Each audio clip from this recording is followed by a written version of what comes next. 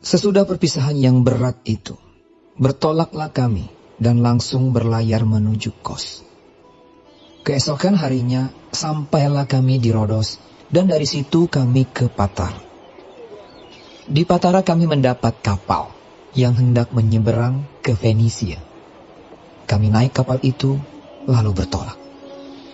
Kemudian tampak Siprus di sebelah kiri, tetapi kami melewatinya dan menuju ke Syria. Akhirnya tibalah kami di Tirus, sebab muatan kapal harus dibongkar di kota itu.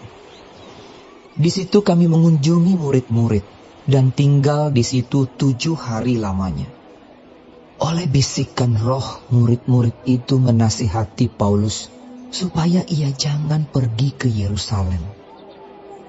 Tetapi setelah lewat waktunya, kami berangkat meneruskan perjalanan kami. Murid-murid semua dengan istri dan anak-anak mereka mengantar kami sampai keluar kota. Dan di tepi pantai kami berlutut dan berdoa. Sesudah minta diri, kami naik ke kapal dan mereka pulang ke rumah. Dari Tirus kami tiba di Ptolemais dan di situ berakhirlah pelayaran kami. Kami memberi salam kepada saudara-saudara dan tinggal 1 hari di antara mereka. Pada keesokan harinya kami berangkat dari situ dan tiba di Kaisarea. Kami masuk ke rumah Filipus, pemberita Injil itu, yaitu satu dari ke-7 orang yang dipilih di Yerusalem, dan kami tinggal di rumahnya. Filipus mempunyai 4 anak darah yang beroleh karunia untuk bernubuat. Setelah beberapa hari kami tinggal di situ, datanglah dari Yudea seorang nabi bernama Agabus. Ia datang pada kami, lalu mengambil ikat pinggang Paulus. Sambil mengikat kaki dan tangannya sendiri, ia berkata, "Demikianlah kata Roh Kudus. Beginilah orang yang empunya ikat pinggang ini akan diikat oleh orang-orang Yahudi di Yerusalem dan diserahkan ke dalam tangan bangsa-bangsa lain." Mendengar itu kami bersama-sama dengan murid-murid di tempat itu meminta supaya Paulus jangan pergi ke Yerusalem. Tetapi Paulus menjawab, "Mengapa kamu menangis? Dan dengan jalan demikian mau menghancurkan hatiku? Sebab aku ini rela bukan saja untuk diikat, tetapi juga untuk mati di Yerusalem oleh karena nama Tuhan Yesus." Karena ia tidak mau menerima nasihat kami, kami menyerah dan berkata, "Jadilah kehendak Tuhan." Sesudah beberapa hari lamanya tinggal di Kaisarea, berkemaslah kami, lalu berangkat ke Yerusalem. Bersama-sama dengan kami turut juga beberapa murid dari Kaisarea. Mereka membawa kami ke rumah seorang yang bernama Manason. Ia dari Siprus dan sudah lama menjadi murid. Kami akan menumpang di rumahnya. Ketika kami tiba di Yerusalem, semua saudara menyambut kami dengan suka hati. Pada keesokan harinya, pergilah Paulus bersama-sama dengan kami mengunjungi Yakobus. Semua penatua telah hadir di situ. Paulus memberi salam kepada mereka, lalu menceritakan dengan terperinci apa yang dilakukan Allah di antara bangsa-bangsa lain oleh pelayanannya. Mendengar itu mereka memuliakan Allah. Lalu mereka berkata kepada Paulus, "Saudara, lihatlah, beribu-ribu orang Yahudi telah menjadi percaya, dan mereka semua rajin memelihara hukum Taurat. Tetapi mereka mendengar tentang engkau, bahwa engkau mengajar semua orang Yahudi yang tinggal di antara bangsa-bangsa lain untuk melepaskan hukum Musa.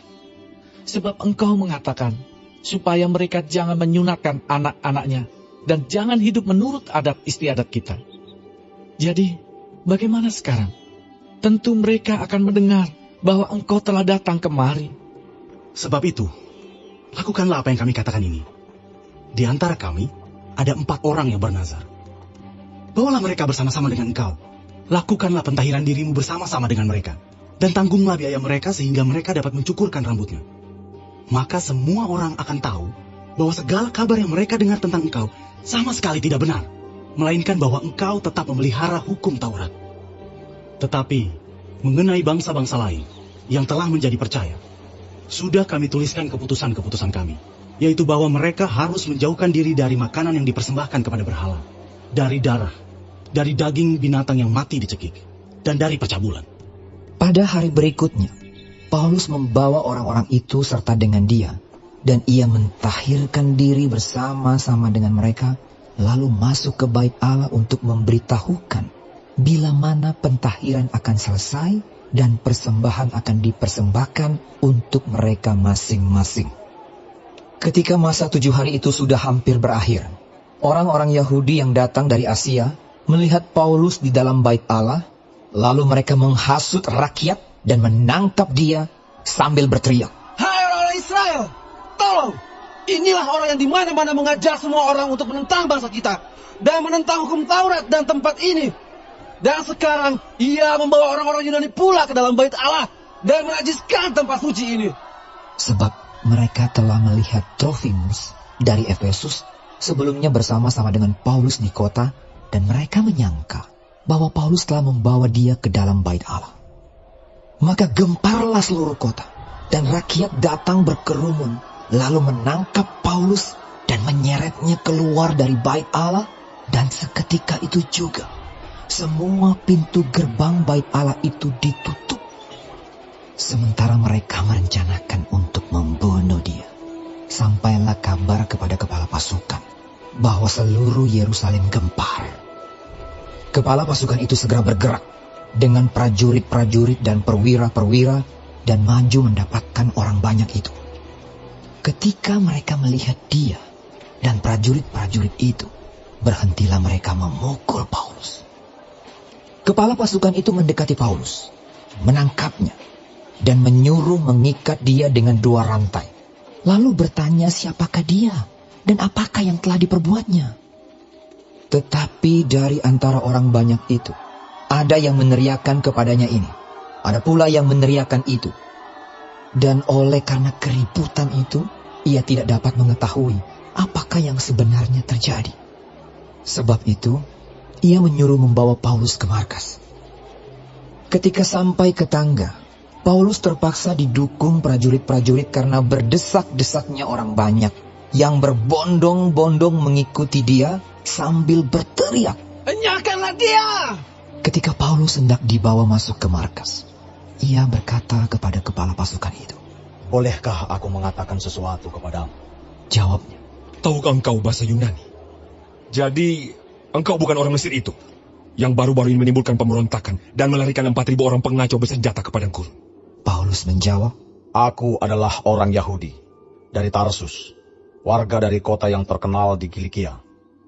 Aku minta supaya aku diperbolehkan berbicara kepada orang banyak itu." Sesudah Paulus diperbolehkan oleh kepala pasukan, pergilah ia berdiri di tangga dan memberi isyarat dengan tangannya kepada rakyat itu. Ketika suasana sudah tenang, mulailah ia berbicara kepada mereka dalam bahasa Ibrani. Katanya,